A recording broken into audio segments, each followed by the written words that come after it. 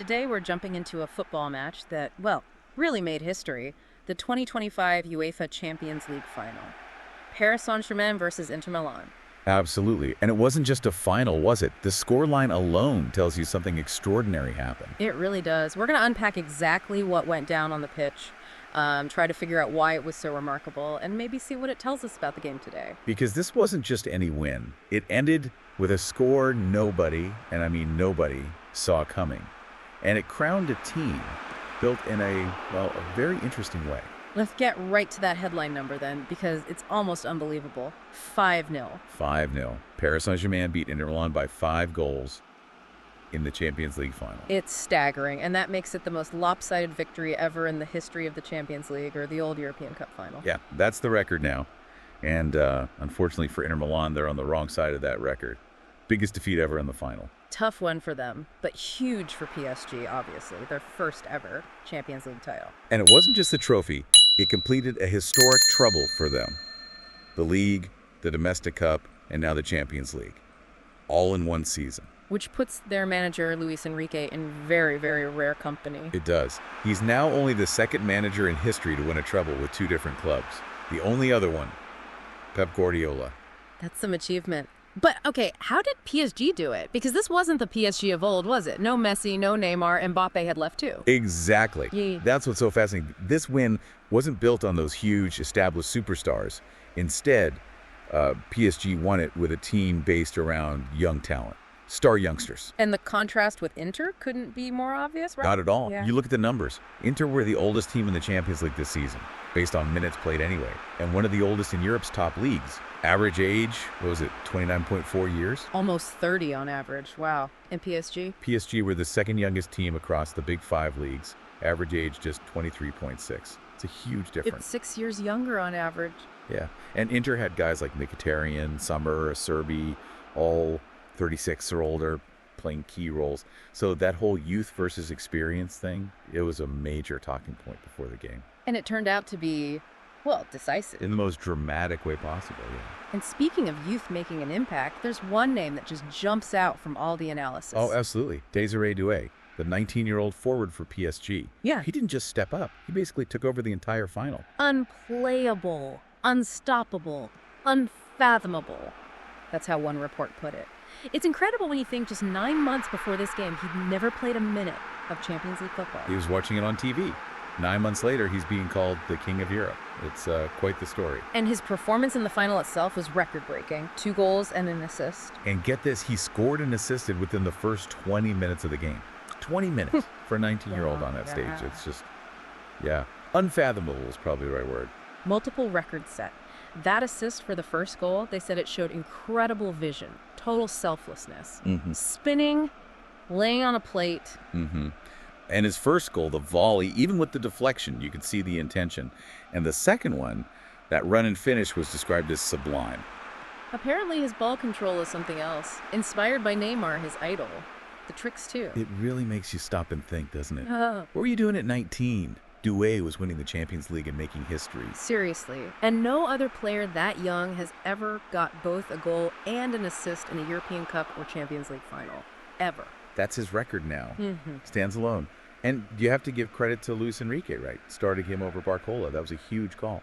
Absolutely paid off. And now people are already talking about him versus Lamine Yamal at Barcelona, the next big rivalry. Yeah, the 17-year-old Yamal.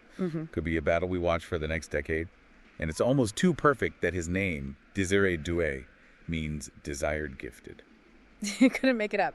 Okay, let's walk through the goals. How did this 5-0 actually happen on the pitch? Right, it started fast. Really set the tone. The first goal was only 12 minutes in. Hakimi scored it, but Doué with the assist. Majestic play, they called it. Yeah, Vitinha slipped it to Doué. He did this amazing spin, perfect pass, and Hakimi just had to tap it in. Easy finish, 1-0. And then just 8 minutes later, 20 minutes gone, Doué gets one himself. Double the lead. This was off a lightning counterattack. Nuno Mendes started it, Dembélé carried it down the left, found Doué on the right. And he volleyed it. Controlled it, hit the volley, took a big deflection off DeMarco, mind you, but it went in. 2-0 PSG. Wow, 2-0 down inside 20 minutes. For an experienced team like Inter, that must have been a massive shock. Absolutely devastating. And PSG, well, they didn't ease up. The third goal came in the 63rd minute. Doué again? His second of the game, assisted by Vitinha this time. That's right. And the build-up was described as ridiculous play. Dembélé, with this brilliant flick that just fooled everyone, released Vitinha, who then set up Doué for a really composed finish. 3-0. It's all over, surely, but they kept going. No letting up. 73rd minute, Kvaratskhelia makes it 4. Dembélé involved again, great pass through. Kvaratskhelia finished it well. 4-0. And the final nail, the record-sealing 5th goal. Came late, 86th minute. Another youngster, Seni Mayulu, scored off the inside of the post from a tight angle. 5-0. 5 goals, 5 different scorers if you count the deflected one, and young players heavily involved. Says a lot. It really does. Speaks volumes about the talent they had across the pitch. Okay, so let's shift to tactics a bit. Inter Milan experience side, good season. Why couldn't they react? Why did it fall apart so badly for them? Well, they definitely had a plan. Simone Inzaghi isn't a fool.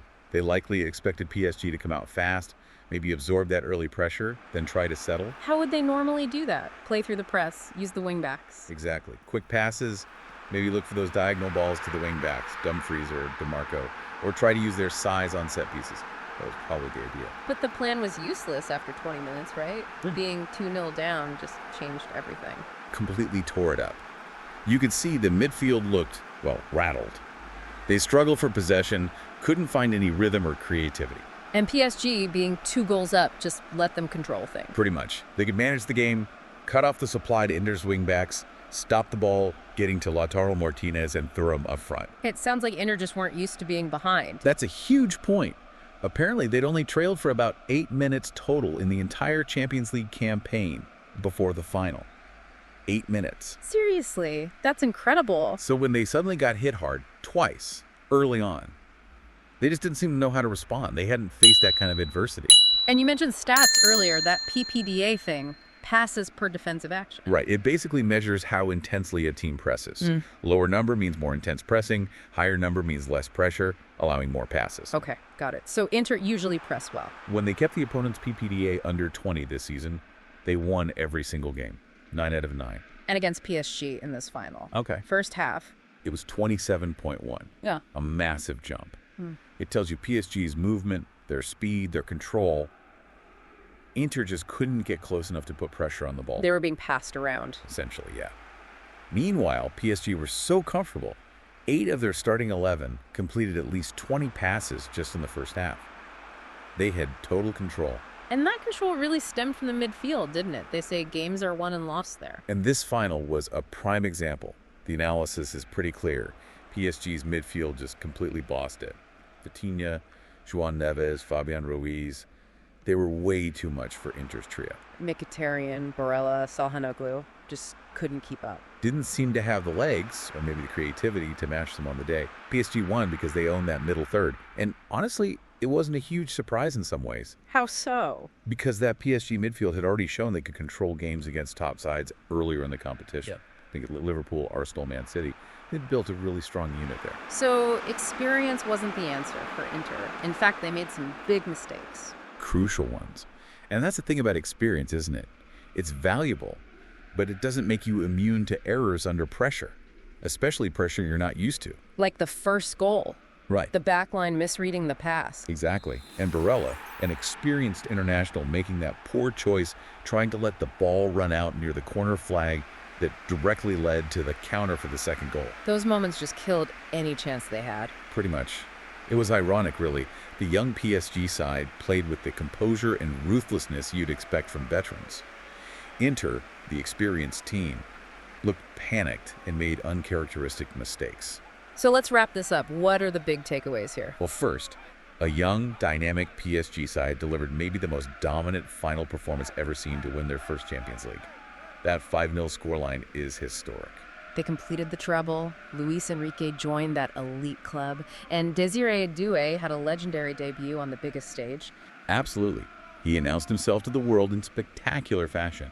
And tactically, it showed how midfield dominance, combined with speed, skill, and just ruthlessly punishing errors, could overcome even experienced opponents. PSG played with confidence right from the start, stretched Inter, created chances, and Inter just had no answer. It proved that sometimes that youthful energy, that raw talent and speed, can just blow away even the most carefully constructed plans. It definitely leaves us with a big question, doesn't it? Seeing players like Doué perform like that at that age, on that stage. How does this change things? You have to wonder, will more clubs now really double down on finding and building around these elite teenage talents? Is this the future of building dominant teams, rather than just buying established older stars? It's something to think about. Your passion for the game can make learning English, well, not just easier, but actually fun. Which is key, isn't it? Enjoyment. Exactly.